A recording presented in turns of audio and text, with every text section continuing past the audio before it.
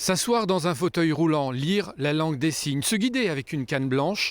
Le temps d'une matinée, des collégiens d'Amnéville se sont mis dans la peau de personnes en situation de handicap. Yves Kreidel et Guillaume Robin. Hitler, il voulait tuer des juifs, des handicapés, des sourds. Les handicapés exterminés par Hitler. En quelques signes, Florian, malentendant de naissance, raconte ce sombre épisode de notre histoire. Cet atelier, organisé pour les 5e du collège de la Source à Amnéville, une manière de revenir sur les discriminations vécues par les sourds.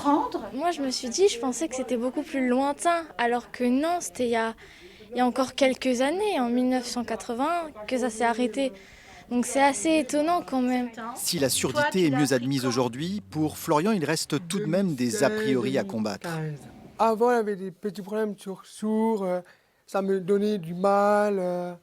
Je préférais de combattre pour dire qu'on n'est pas débile, on est vraiment intelligent, on montre qu'on est capable, que les entendants, on est égal.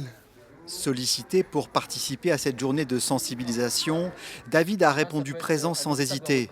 Mais avec de la persévérance, d'accord, et de l'aide parfois, on arrive à tout surmonter. Ancien sportif de haut niveau, paraplégique suite à un accident de moto, il est venu pour transmettre sa vision positive aux enfants. Le handicap, entre guillemets, ça doit être un levier, ça doit être une force. Est-ce qu'on regarde la vie en noir et blanc ou est-ce qu'on la regarde en couleur? Et ça, c'est pour ça, entre guillemets, qu'on vient aussi dans les écoles, pour leur montrer que c'est pas quelque chose de triste, entre guillemets, le fauteuil, c'est juste un accessoire dans lequel on doit s'adapter pour avoir une vie, entre guillemets, normale. Ce choix d'immerger les élèves dans le bain du handicap, une première dans ce collège. Ici, on forme aussi de futurs citoyens. Il y a 2 semaines, c'était la journée internationale du non-harcèlement. Donc on a commencé avec ça et on arrive tout doucement à maintenant on est différents, mais on est tous égaux et on veut vraiment casser ces préjugés, casser ce harcèlement. En fauteuil roulant ou malvoyant le temps d'un exercice, au final, ce sont 120 élèves qui ont pu participer à ces ateliers de partage.